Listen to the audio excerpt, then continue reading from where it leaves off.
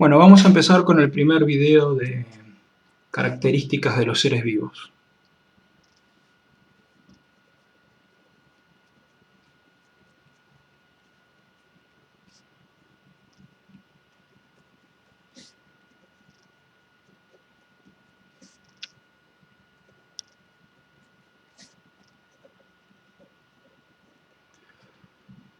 Bueno, las características de los seres vivos son varias y no las vamos a ver en profundidad, si bien conceptualmente algunas son complejas, sino que vamos a dar una vista por encima.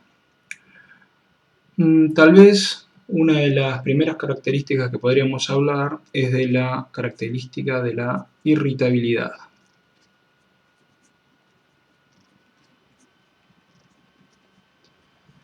¿Qué es la irritabilidad? Bueno, la irritabilidad es la capacidad de los seres vivos de responder ante los estímulos que se producen en el ambiente, ¿sí? Entonces, un estímulo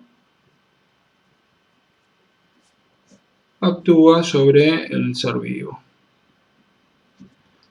El estímulo puede ser o positivo, por ejemplo, qué sé yo, alimento. O puede ser un estímulo negativo, por ejemplo, una toxina, algo que perjudique al ser vivo. Otra cosa que podríamos decir de la irritabilidad es que obviamente las respuestas van a depender de la complejidad del ser vivo. Cuanto más complejas van a ser las respuestas. En cuanto a una cuestión importante, podemos decir que la irritabilidad no depende de tener un sistema nervioso. Nosotros podemos tener un organismo muy sencillo, una única célula, por ejemplo, una ameba, que es un organismo completo, ¿sí? Es un protista, ya vamos a ver que son organismos que están formados por una sola célula y que son eucariontes. La ameba tiene una membrana plasmática, algo que vamos a ver dentro de poco en próximos videos, y tiene un núcleo. Es decir, es una única célula y no tiene sistema nervioso, pero puede responder ante distintos estímulos, como por ejemplo la luz, ¿sí? Si la luz es muy intensa, entonces la ameba se va a mover, por ejemplo, emitiendo pseudópodos, ¿sí? Falsos pies.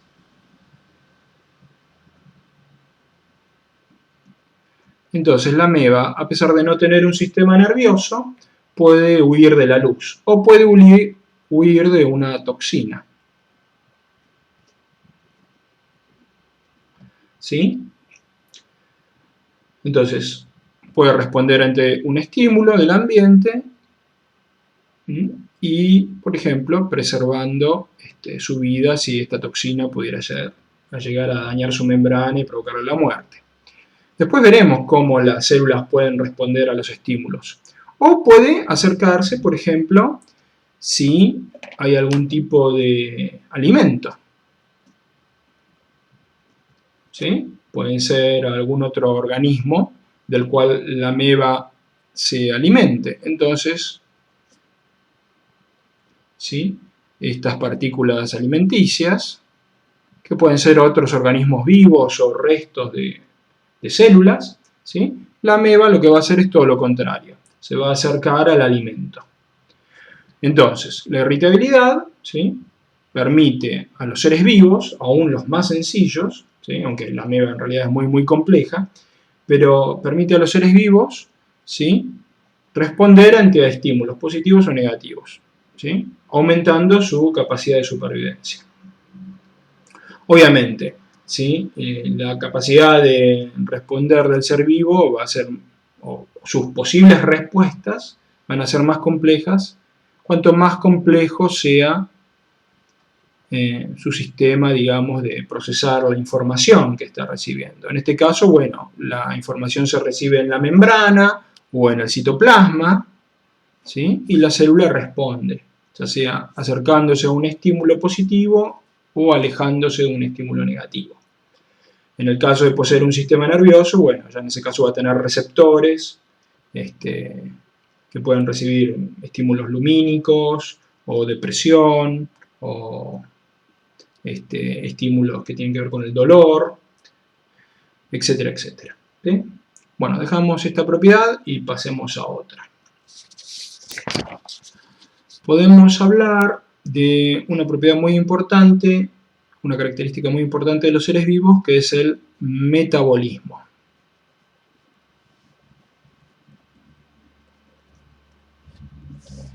Esta es especialmente interesante en nuestro curso, porque vamos a ver distintas rutas metabólicas, ¿sí?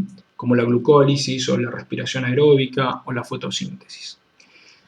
Pero vayamos a lo básico. ¿Qué es el metabolismo? Bueno, el metabolismo tiene que ver con el manejo de la energía, ¿sí? Es decir, metabolismo y energía están íntimamente relacionados, ¿sí? Entonces el metabolismo tiene que ver con la energía y obviamente con la materia también, ¿no es cierto?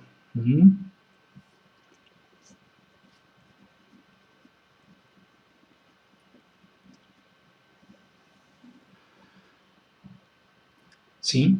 Entonces, cuando hablamos de metabolismo, ¿de qué estamos hablando? Bueno, estamos hablando de una característica de los seres vivos, que tiene que ver con la capacidad que tienen los seres vivos de manipular, ¿sí?, la materia y la energía para hacer todos sus procesos que les permiten mantener la vida.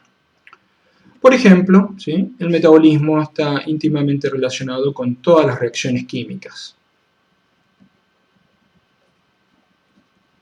Y sabemos que las reacciones químicas son transformaciones, ¿sí? Transformaciones que tienen que ver con moléculas, ¿sí?, que se transforman unas en otras, con cambio en la materia y en la energía.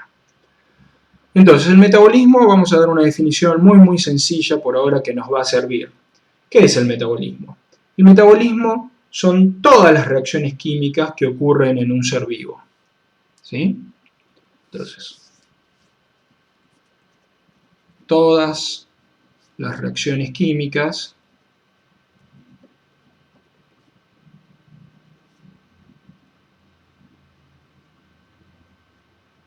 ¿sí?, que ocurren en los seres vivos. Bien, y ahí tenemos nuestra definición. Eso es el metabolismo. Todas las reacciones químicas que ocurren en los seres vivos. Si uno fuera algo más detallado, bueno, habría que distinguir también en que puede haber transformaciones físico-químicas, ¿sí?, que tiene que ver, por ejemplo, con el movimiento de los iones, con carga eléctrica, pero bueno, no vamos a entrar en esos detalles, ¿sí? Simplemente hablemos de que el metabolismo, ¿sí?, tiene que ver con las reacciones químicas que ocurren en los seres vivos. ¿Para qué? Bueno, para que ese ser vivo pueda obtener energía y con esa energía, ¿sí?, realizar las diferentes funciones vitales. ¿Cuáles pueden ser esas funciones vitales? ¿Sí? ¿Para qué va a necesitar un ser vivo energía? Entonces el metabolismo, como dijimos, tiene que ver con la energía y con la materia. ¿Sí? ¿Para qué necesita energía un ser vivo? Bueno, para diferentes cuestiones, ¿no es cierto? Por ejemplo, ¿qué? Movimiento, crecimiento, reproducción, movimiento, hablo de traslación también, ¿no? Reproducción, etcétera, etcétera.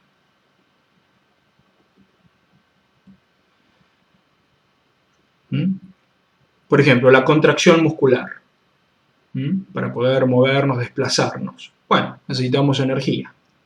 Por lo tanto, está relacionado con el metabolismo. El crecimiento, ya sea normal o anormal. Por ejemplo, el crecimiento normal, desde que nacemos hasta que somos un adulto. o el crecimiento anormal, por ejemplo en las células tumorales. Todo depende de la energía.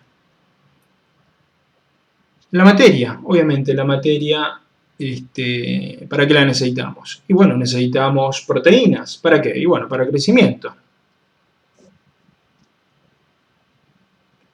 ¿Cómo fabricamos esas proteínas? Bueno, ¿sí? Las fabricamos gracias a reacciones químicas que tienen que ver con el metabolismo. Entonces, necesitamos también materia ¿para qué? Necesitamos materia para obtener energía, si somos heterótrofos. Bueno, son temas, sí, que vamos a ir viendo poco a poco, ¿no es cierto?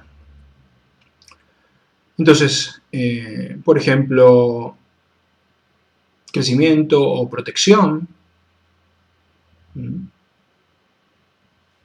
Por ejemplo, en la piel necesitamos ácidos grasos, ¿sí?, que inhiban el crecimiento de las bacterias sobre la piel o de hongos. Entonces, bueno, básicamente el metabolismo sabemos que necesitamos tanto de la energía y de la materia. Y sabemos también que son intercambiables, ¿no es cierto? Energía y materia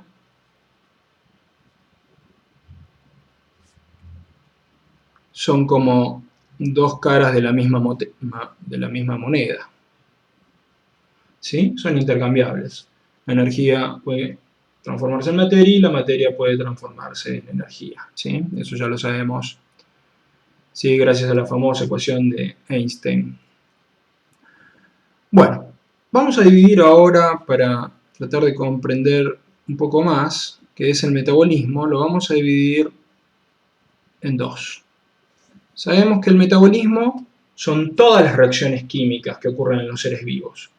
Pero para poder entenderlo, ¿sí?, vamos a dividir el metabolismo en dos. Lo vamos a dividir en anabolismo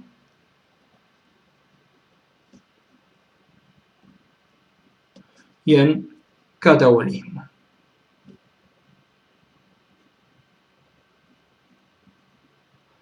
¿Sí? ¿Qué es el anabolismo? Bueno, en forma sencilla, son todas las reacciones de síntesis que ocurren en los seres vivos. ¿Qué queremos decir cuando decimos reacciones de síntesis?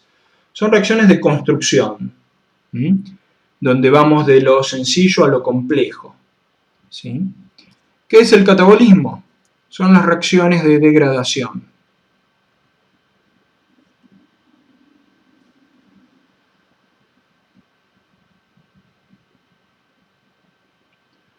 Son las reacciones de destrucción, donde destruimos las moléculas, donde vamos de lo complejo a lo sencillo.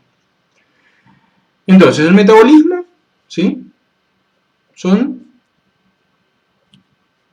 todas las reacciones químicas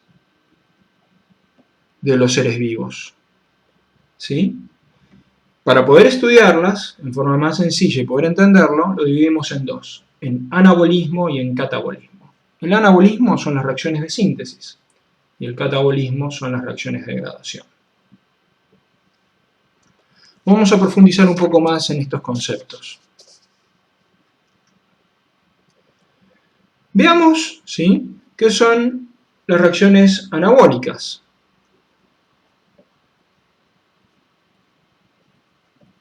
Entonces, en el anabolismo, ¿qué vamos a tener? Bueno, vamos a tener, al menos en su gran mayoría, reacciones,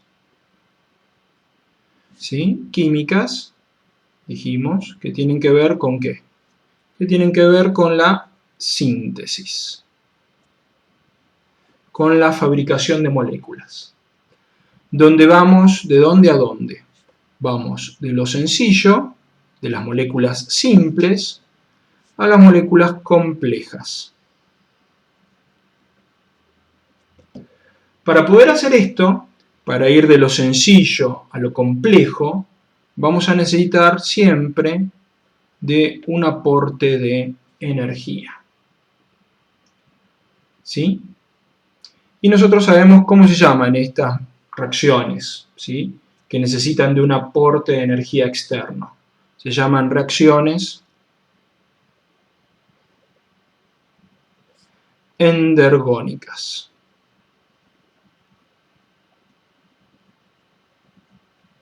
Son reacciones donde tenemos que dar energía para que ocurran, ¿sí? Si no, no se producen. Entonces vamos de lo sencillo a lo complejo. Pongamos un ejemplo, ¿sí?, conceptual. Por ejemplo, yo tengo moléculas o átomos muy sencillos. Por ejemplo, represento un átomo o una molécula sencilla, la represento con un círculo, otra con un triángulo y otra con un cuadrado, por ejemplo. Entonces estos representan moléculas o átomos. Podría ser carbono, hidrógeno, nitrógeno, o moléculas sencillas como agua, dióxido de carbono, y no sé, alguna otra. ¿De acuerdo? Entonces, las moléculas sencillas, siempre y cuando aportemos energía, ¿sí? Siempre y cuando aportemos energía, esas moléculas sencillas o átomos sencillos pueden unirse, formando una molécula más compleja. ¿Sí? Entonces, ahora, estas moléculas sencillas que antes estaban separadas, ¿sí?, están unidas. ¿Y qué son estas uniones? Son enlaces químicos. Enlaces químicos que antes no existían y que ahora unen estas moléculas que eran sencillas para formar una molécula compleja. Entonces, vamos, como dijimos, de lo sencillo a lo complejo,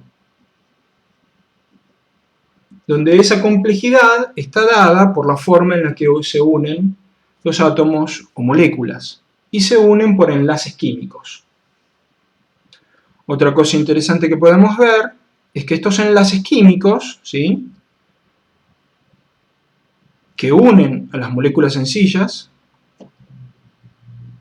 están formados, lo vamos a ver más adelante, por electrones, ¿sí?,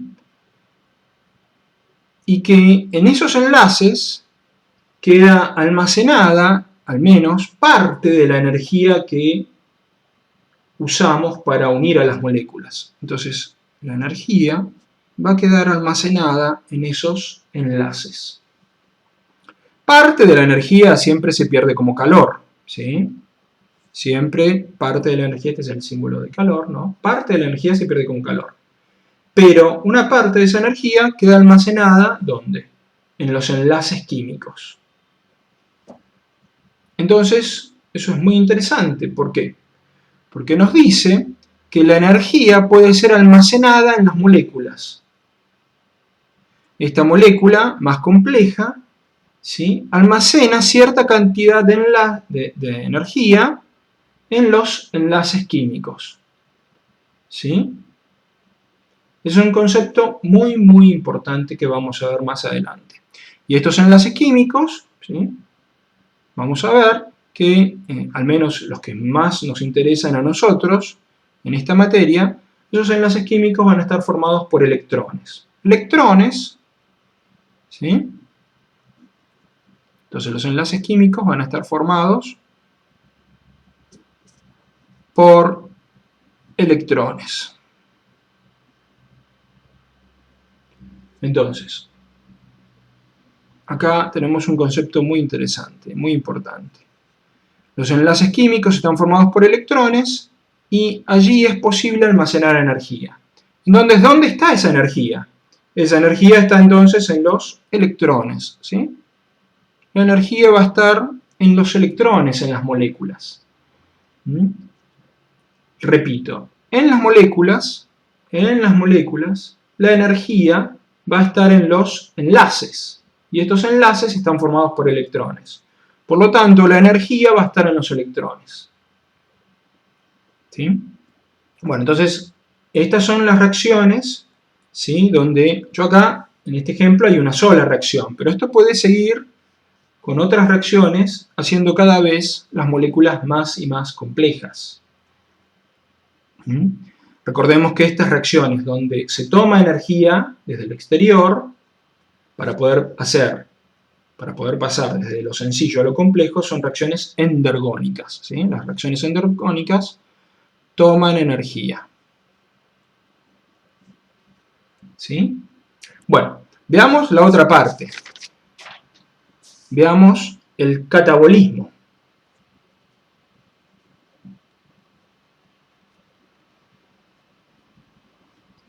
Entonces, el catabolismo, ¿sí?, también va a estar formado por reacciones químicas,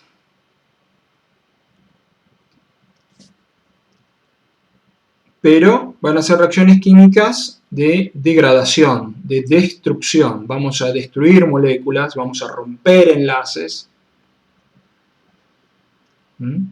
Así como en las reacciones anabólicas formábamos enlaces, en las reacciones catabólicas vamos a romper enlaces, ¿sí? Entonces, en el catabolismo, ¿qué ocurre? Vamos de lo complejo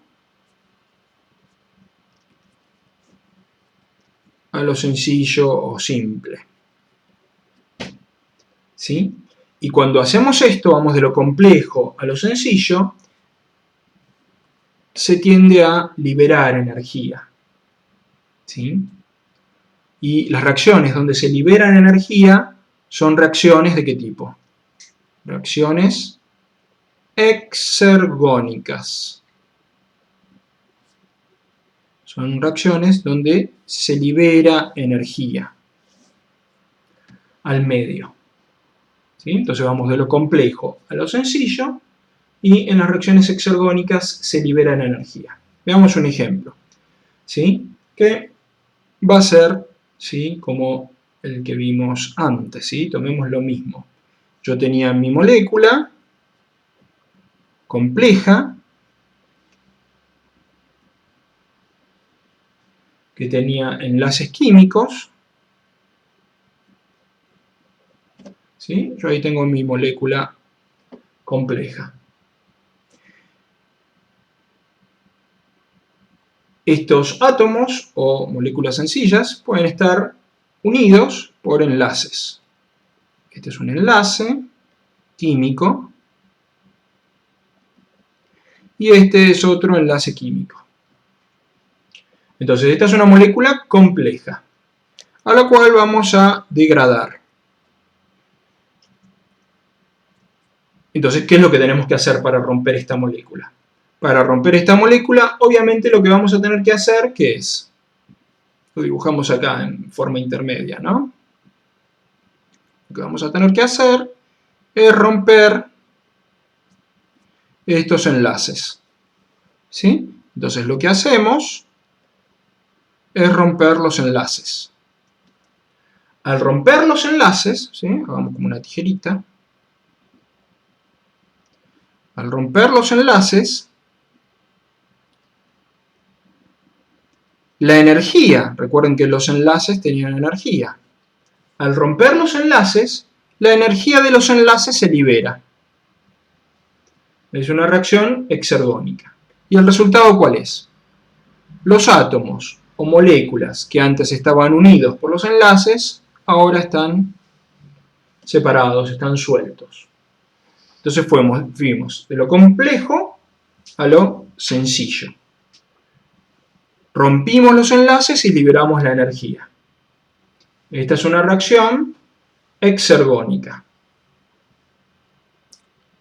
Entonces, muy importante, en las reacciones endergónicas podemos almacenar energía en los enlaces, pero en las reacciones exergónicas, al romper las moléculas, al degradarlas, podemos liberar esa energía que estaba almacenada.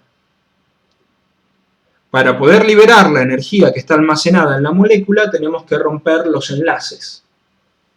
Y los enlaces, si se acuerdan, estaban formados por electrones. Entonces, cuando rompemos los enlaces, estamos rompiendo, ¿sí?, esas uniones entre las moléculas o los átomos que estaban formados por electrones. Vamos a ver más adelante qué es lo que pasa con esos electrones. Cuestión muy importante que no vamos a ver ahora. Pero es una cosa que se tienen que preguntar. ¿Qué pasa con los electrones de estos enlaces? ¿Dónde van a parar? ¿Son capturados por alguien? Porque recordemos que esos electrones poseen energía. Acá, en forma sencilla, vamos a ver que, entonces, en estas reacciones catabólicas, vamos de lo complejo a lo sencillo, se rompen los enlaces químicos y se libera energía. Es una reacción de tipo exergónica, son reacciones de degradación. Entonces las células van a realizar tanto reacciones de procesos anabólicos, procesos de síntesis, o procesos catabólicos, procesos de degradación. Según lo que necesiten. Si un organismo necesita sintetizar proteínas, es un proceso de síntesis. Entonces va a ser un proceso anabólico. Si necesita fabricar glucosa una planta, ¿sí?, como la fotosíntesis, ¿sí?, van a ser reacciones anabólicas. En cambio, si necesita destruir glucosa o necesita destruir proteínas, van a ser procesos catabólicos. Esto vamos a profundizarlo, ¿sí?, más adelante. Veamos muy rápidamente otras propiedades que caracterizan a los seres vivos. Vimos irritabilidad, vimos metabolismo. ¿Sí?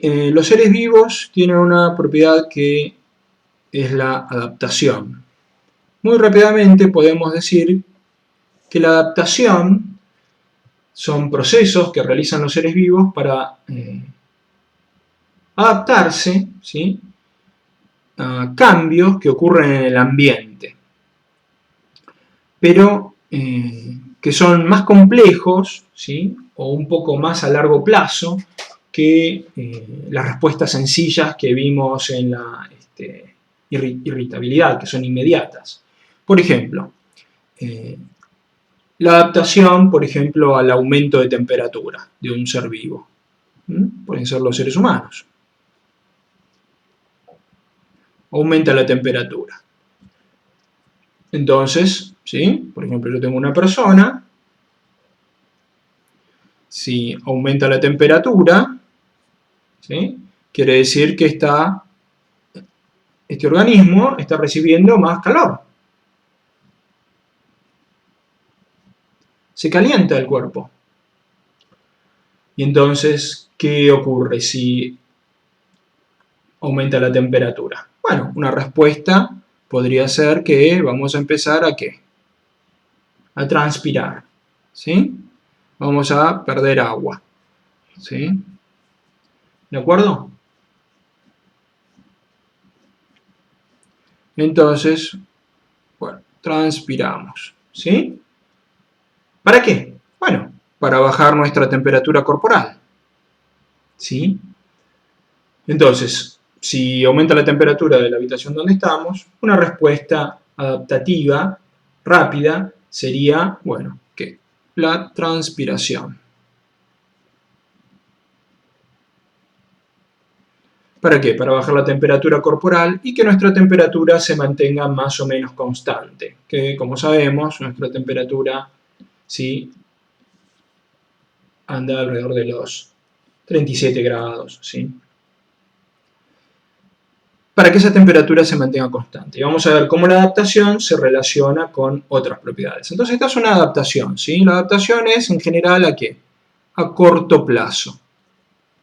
Tiene que ver con ¿qué? Con los cambios, ¿sí?, que ocurren en el ambiente. Puede ser la temperatura, cambios, ¿sí?, cambios en la temperatura, pero pueden ser cambios en la luz, ¿sí? Nos iluminan la cara con una linterna, con una luz muy potente, bueno, ¿sí?, cerramos los ojos, se contrae la pupila. Entonces puede haber cambios, ¿sí? Cambios en la presión atmosférica, por ejemplo, cuando subimos a una montaña, ¿sí?, o hacemos buceo, ¿sí? Entonces puede haber muchos diferentes tipos de cambios y por lo tanto las adaptaciones, para obviamente preservar nuestro organismo y nuestra capacidad de supervivencia. Entonces la adaptación, ¿sí? Cambios en el ambiente, ocurren variaciones en el ambiente, ¿sí? Ese es el símbolo de que ocurre un cambio, una variación, la letra delta, ¿sí? Cambio en la presión, cambio en la temperatura, cambio en la luz, ¿sí? Entonces hay cambios en el ambiente, es una respuesta a corto plazo, para aumentar las posibilidades de supervivencia. Hablemos de otra característica, ¿sí? Relacionada con la adaptación, que es la homeostasis.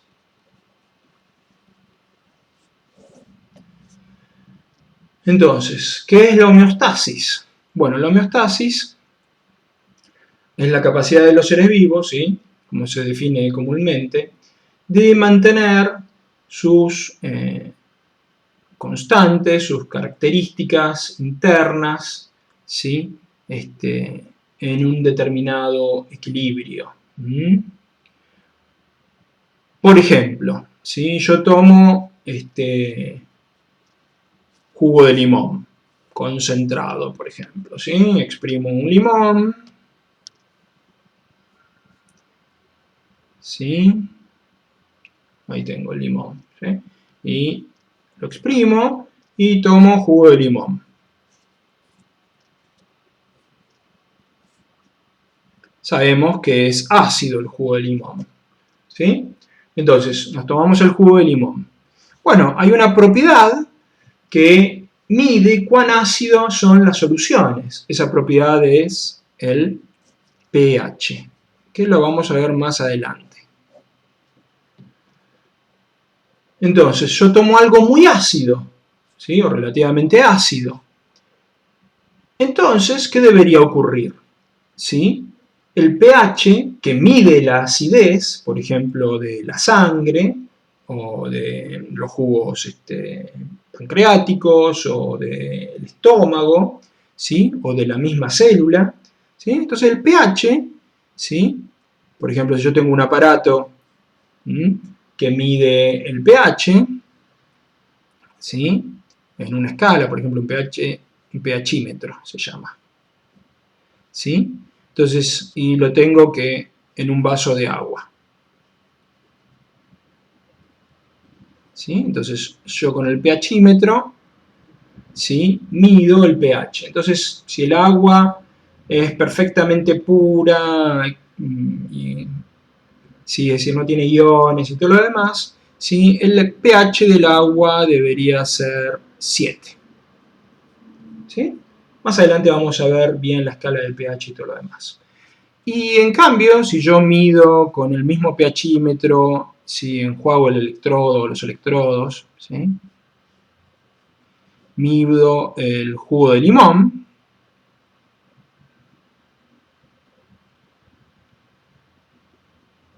¿sí? Bueno, la verdad es que no sé cuánto es el pH del jugo de limón, pero supongamos que sea un pH de 6 o de 5,5.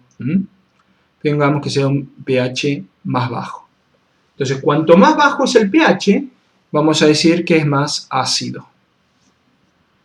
¿Sí? El jugo de limón es más ácido que el agua pura. ¿De acuerdo?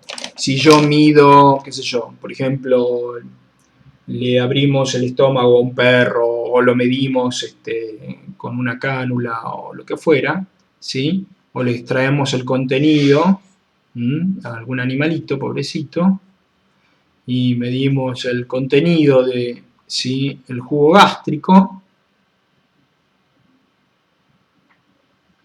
del jugo gástrico, entonces el pH, supongamos que en ese momento tenía un pH de 3. Es más ácido aún, ¿sí? El pH 3 es más ácido que el pH 6 y que el pH 7. Entonces, es un concepto que podemos tener, ¿sí? Entonces, el pH es una escala que me sirve para medir la acidez de diferentes soluciones. Después vamos a ver más adelante cómo se hace eso. Entonces, imagínense, si yo volvamos al jugo de limón, ¿sí? Tomo el jugo de limón y el jugo de limón es ácido, ¿sí? Imaginemos, volvamos a nuestro ejemplo del agua. Yo tengo el agua pura, ¿sí? Agua pura. Y el pH era 7. Si yo le agrego unas pocas gotitas, ¿sí? Unas gotitas o un chorrito de jugo de limón, ¿sí? Le agrego unas gotas al agua, ¿sí? Tenía pH 7, pero cuando yo le agrego, ¿sí?, el jugo de limón, un chorrito de jugo de limón, el pH se va a bajar. Se va a ir a 6,7, pongamos. Bajó. Entonces, ¿qué se hizo? Esto es una solución ahora, ¿sí? Ya no es agua pura. ¿Qué tiene? Tiene agua más jugo. El jugo de limón tiene algún tipo de molécula, un ácido, ¿sí?, que hace que sea más ácida. Y entonces, al agregarle al agua el jugo de limón, ese pH baja, se hace más ácido. ¿Sí? ¿Queda claro?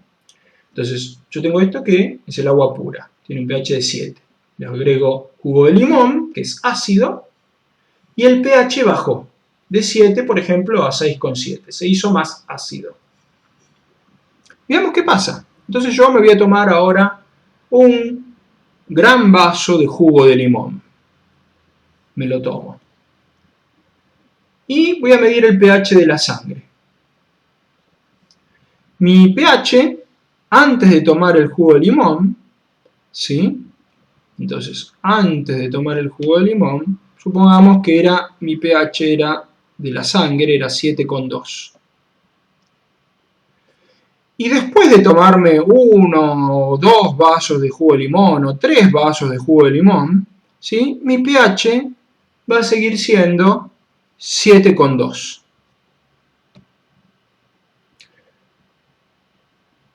¿Por qué?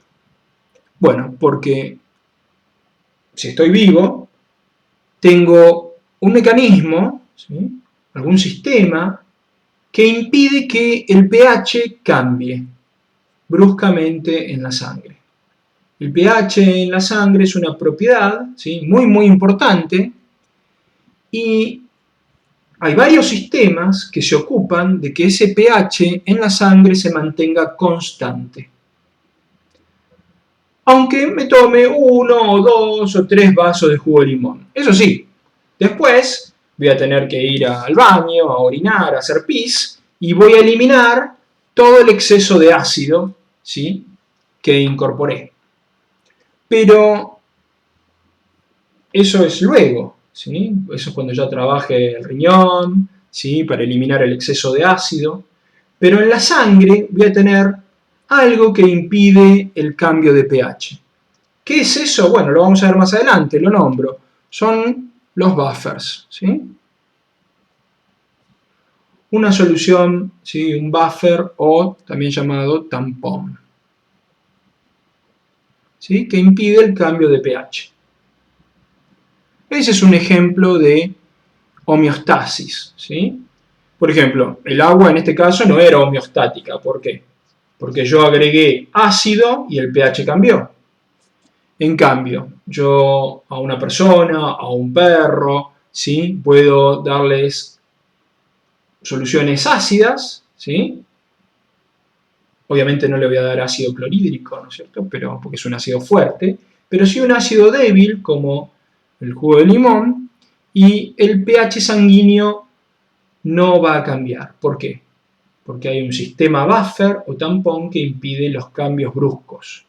Eso está relacionado con la homeostasis, porque nuestro pH sanguíneo tiende a mantenerse constante. Aunque tomemos jugo de limón, que es ácido, o leche, que sea básica, o aunque hagamos ejercicio. o aunque estemos en reposo, el pH de la sangre tiende a mantenerse alrededor de 7,2. Eso es una propiedad homeostática. Igual que la temperatura corporal. Nuestra temperatura corporal puede andar entre 36,5, 36,7, 37,4, ¿sí? Según nuestro ritmo circadiano, ¿sí? Entre la mañana y la tarde. Pero nuestra temperatura va a estar alrededor de esos 37 grados.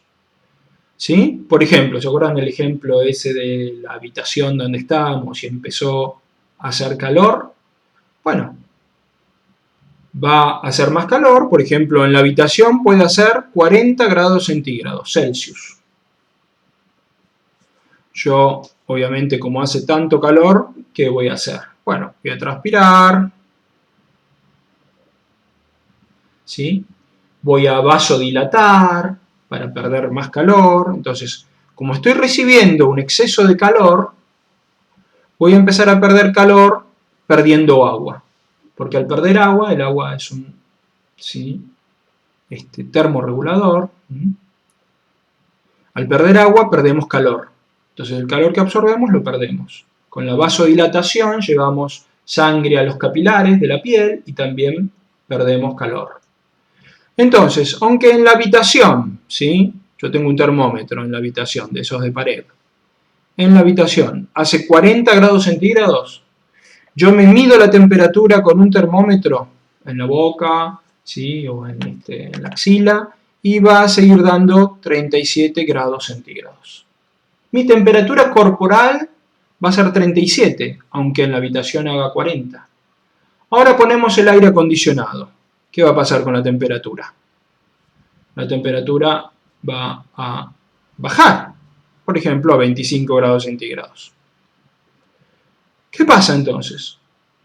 Mi temperatura va a seguir siendo 37, porque vamos a dejar de transpirar, vamos a hacer vasoconstricción, si tenemos mucho frío vamos a sufrir temblores, castañetear los dientes, si hace mucho, mucho frío, para generar calor, con el movimiento muscular. Vamos a quemar más combustible, glucosa, para generar más calor, y nuestra temperatura va a ser 37 grados centígrados, aunque la temperatura de la habitación sea 25. Ese es otro ejemplo de homeostasis. Entonces no importa la temperatura ambiente. Como somos mamíferos, nuestra temperatura se va a mantener constante. Ese es otro ejemplo de homeostasis. Y así podemos ver muchas otras propiedades, ¿sí? Que tienden a mantenerse constantes aunque el ambiente, ¿sí? Se modifique. Vamos a ver una última propiedad, ¿sí? Muy importante en los seres vivos, que es la evolución. Hay más propiedades, ¿sí? Las pueden buscar en los libros de biología o en internet, hay mucho material. La evolución, ¿sí? Tiene que ver con los cambios a largo plazo.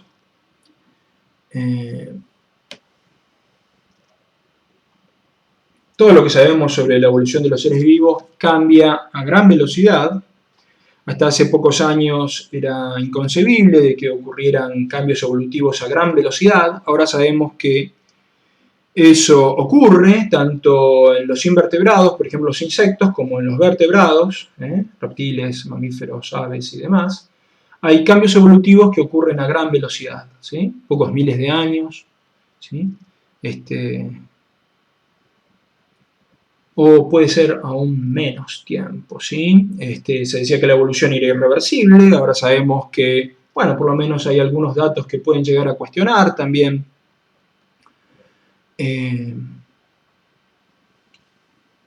la irreversibilidad de la evolución. Lo que sí podemos decir es que la evolución ocurre, ¿sí? La evolución ocurre en los seres vivos cambian. Evolución tiene también que ver con ¿qué? Con extinción, es decir, las especies cambian en el planeta. hay especies que ya no están más, ¿sí? No vemos ningún dinosaurio caminando por la calle, ni un Archaeopteryx, es decir, un ave primitiva volando en los árboles, ¿sí? de las ciudades, ¿sí? Aunque sí a veces se encuentran especies que se creían extintas, como el celacanto, ¿sí? Un pez de aletas lobuladas, que se creía extinto hasta que fue pescado, ¿sí? En las costas de África, ¿sí? A eso se lo llaman fósiles vivientes, ¿sí? Estos fósiles vivientes, ¿sí? Son muy interesantes porque permiten, ¿sí? Comparar sus estructuras con los de animales, entre comillas, más evolucionados, ¿sí? Tienen características primitivas. Bueno, hay muchos fósiles vivientes, como les dije, el celacanto, en las plantas el ginkgo biloba. Es un tema muy, muy interesante. Pero volvamos a la evolución. Entonces la evolución tiene que ver con, ¿sí?, que las especies desaparecen, extinción, y con otro proceso que es la especiación, es decir, la aparición de nuevas especies. Bueno, sabemos que hay evolución. Los investigadores no se ponen de acuerdo en cómo ocurre exactamente esa evolución.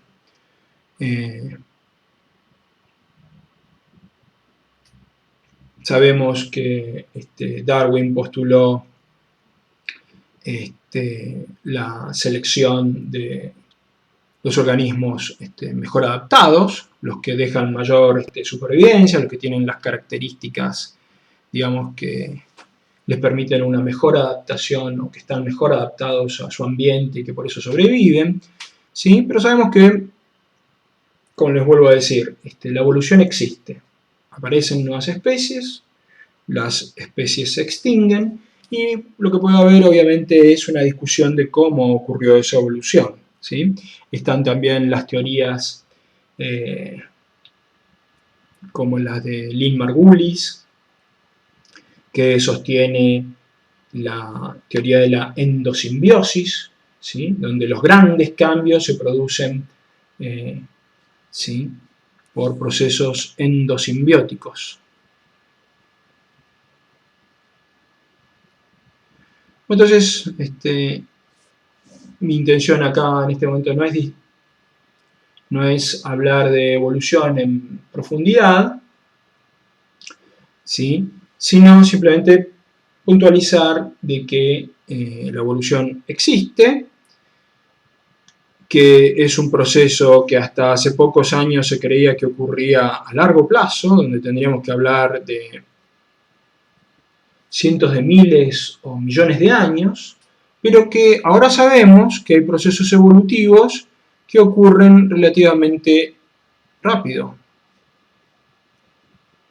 ¿sí?, a corto plazo, y que es algo que está en constante discusión y revisión.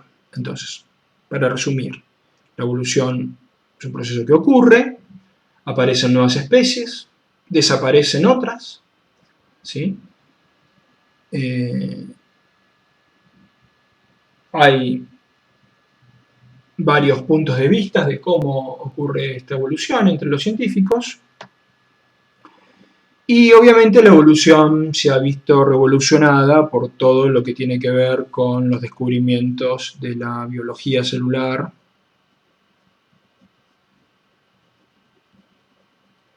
y molecular. ¿Sí? Antes comparábamos la anatomía o la fisiología de los seres vivos. Bueno, ahora podemos comparar a nivel proteico, podemos comparar las proteínas de los seres vivos, o podemos comparar su ADN, o podemos comparar su ARN, o podemos comparar las organelas, como las mitocondrias, ¿sí?, lo que nos da una visión mucho más rica. Por ejemplo, ¿sí? Simplemente para comentar algo. Las aves, ¿qué son? Bueno, es interesante, ¿no es cierto? Muchos biólogos sostienen que las aves, ¿qué son? Son reptiles. Reptiles con plumas, reptiles con un metabolismo, ¿sí? Más adaptado al vuelo, con adaptaciones como sus huesos, sus pulmones, su sistema respiratorio, pero que básicamente son reptiles. ¿Por qué? Bueno, porque tienen, por ejemplo, los mismos tipos de proteínas que los reptiles. Por ejemplo, la queratina, ¿sí? La queratina es una proteína que luego vamos a hablar en mayor profundidad. Es una proteína que se encuentra, por ejemplo, en el pelo de los mamíferos, en nuestras uñas, en nuestra piel, en las escamas de los reptiles, en las plumas. Entonces la queratina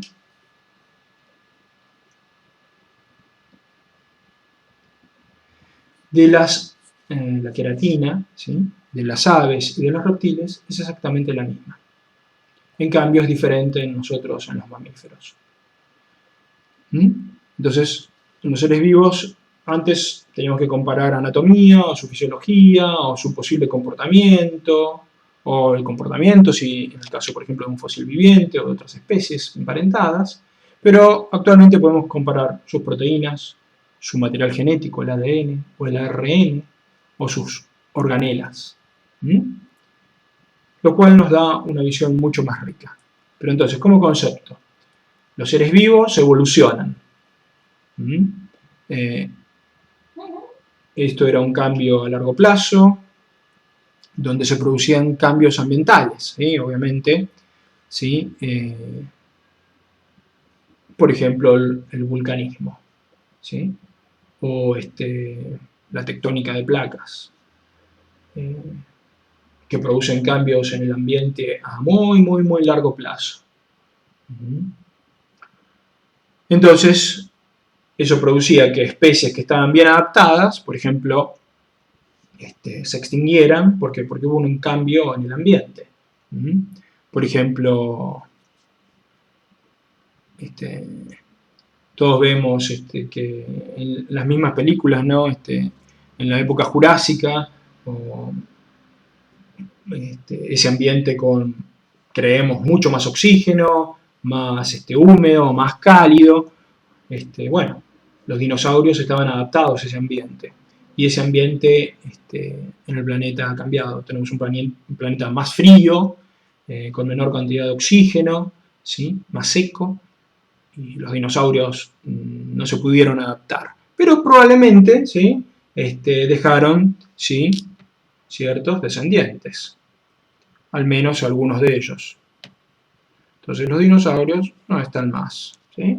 Pero todas las evidencias indican que las aves sí serían esos descendientes adaptados, ¿sí? A nuestro ambiente. Otra cuestión muy interesante con la evolución tiene que ver, obviamente, entonces la evolución va a estar muy relacionada, como dijimos, con los cambios, ¿sí? Ambientales. Los seres vivos están adaptados a un determinado ambiente, y si ese ambiente cambia, o hay adaptación o hay extinción, ¿sí? Una cosa más que está relacionada con esta cuestión de la evolución y que quería nombrar es que los seres vivos tienen un ciclo vital, obviamente, también, ¿sí? Entonces los seres vivos tienen un ciclo de vida, ¿sí? Podemos decir que todos los seres vivos nacen, ¿sí? Tienen un crecimiento, desarrollo, ¿sí? Envejecen, ¿sí? Y finalmente ocurre la muerte, ¿sí? Entonces todos los seres vivos podemos decir eso, ¿sí? ¿Podemos decirlo? que todos los seres vivos nacen, crecen, se desarrollan, envejecen y finalmente mueren. Obviamente en el medio pasan algunas cosas, ¿sí? Bueno, como dijimos, envejecimiento.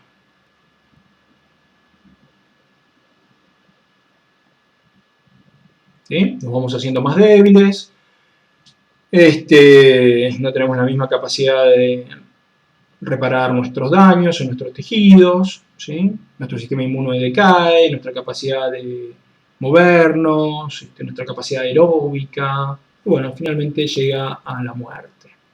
¿Qué otras cosas ocurren? ¿Sí? Si hay crecimiento, hay envejecimiento, tiene que haber reproducción, ¿sí? Dentro de ese ciclo vital. Hay que dejar descendencia. Entonces también tiene que haber reproducción. Entonces la pregunta es, ¿sí? ¿Todos los seres vivos mueren? ¿Todos los seres vivos envejecen? ¿Todos los seres vivos se reproducen? Entonces, esa es una pregunta interesante. Una respuesta sencilla es que no todos los seres vivos se reproducen. Por ejemplo, el mismo ser humano. No todos los hombres y todas las mujeres van a tener hijos, ¿sí? Ya sea por elección o porque tienen algún problema congénito, por ejemplo, un hombre o una mujer que no tienen gametas, ¿sí? No van a poder tener hijos. O puede ser algo, puede ser congénito, o han sufrido un accidente, o han tenido una información como cáncer, o han tenido paperas o algunos tipos de virus que en la infección testicular pueden provocar infertilidad o esterilidad. Entonces, no todos los seres vivos se llegan a reproducir. También depende de las especies, ¿sí? Los insectos solamente se reproducen, por ejemplo, los insectos que tienen castas, ¿sí? La reina y el rey. Y las obreras en las hormigas o en las abejas, no se reproducen. O inclusive en los mamíferos están las ratas desnudas, que también tienen una organización tipo colmena, donde solamente se reproduce la reina y el rey, o en algunos animales como los lobos, donde tienen jerarquías, macho alfa y hembra alfa, que son los únicos que se reproducen, y el resto de la familia colabora, ¿sí? Entonces no todos los seres vivos se reproducen, ¿de acuerdo? Y lo que sí se creía es que todos los seres vivos morían, aunque algunos podían ser muy longevos, como las tortugas, que pueden vivir más de 100 años, ¿sí? O ciertos árboles que pueden ser milenarios, pueden vivir miles de años, o los tiburones, que también se supone, aunque sí, no se conocen con exactitud, aunque ahora hay algunos datos de cuánto viven, pero sí se supone que son muy longevos. Pero recientemente se ha descubierto que una primera especie, y luego han aparecido probablemente datos sobre otras, que no mueren, ¿sí? Una medusa.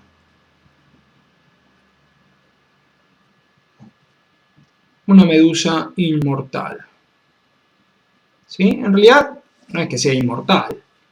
Esta medusa sí se la puede comer, qué sé yo, no sé, un pulpo o algún pez, es decir, puede ser predada y obviamente se va a morir ante el daño.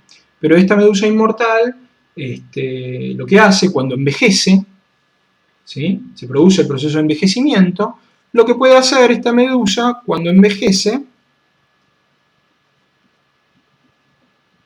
¿sí? Puede volver atrás ese proceso de envejecimiento. Puede volver a una especie de adolescencia y volver a producir gametas, volver a reproducirse, volver a envejecer, volver a revertir ese proceso. Entonces este animalito, ¿sí? Es inmortal, entre comillas.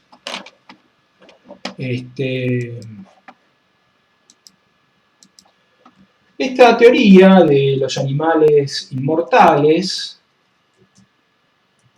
ya había sido adelantada por el oceanógrafo Jacques Cousteau, ¿sí? En un artículo muy interesante donde él decía que podía haber existido en la evolución de los seres vivos sin problema algún tipo de animal inmortal. Y este artículo de Jacques Cousteau, que no recuerdo bien si es de los años 70 u 80, siempre me pareció muy interesante y bueno, una gran clarividencia por parte de Jacques Cousteau. Y la medusa es la especie, les escribo el nombre por si lo quieren buscar, es la Turritopsis nutricula. ¿Sí? Hay artículos Turritopsis nutricula.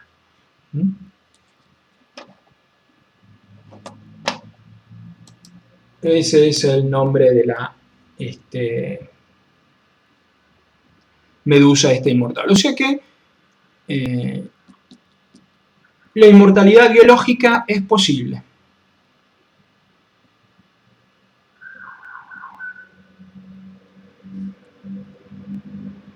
Esta medusa, por este hecho de ser inmortal y poder reproducirse, ¿sí? Creo que dice el artículo, o hay varios artículos que dicen que se encuentra en todos los mares del mundo. Obviamente, Jacques Cousteau decía que un animal inmortal, no importa que es inmortal, está destinado igualmente a desaparecer. ¿Por qué? Porque el ambiente cambia. ¿Sí? Lo que ocurre es que el mar, los mares, los océanos del planeta justamente están entre los ambientes más estables, que sufren menos cambios. Por lo tanto, probablemente la Turritopsis nutricula todavía vaya a estar durante mucho tiempo con nosotros. Pero si el mar se volviera mucho más ácido, ¿sí? Como ha ocurrido en determinadas eras en el planeta, que ha acabado con el 90% de las especies en el planeta, puede ser que aún la Turritopsis nutricula, ¿sí? Pueda desaparecer. Bueno, hay más propiedades, más cosas para ver, pero vamos a dejar acá y continuaremos luego con el siguiente tema.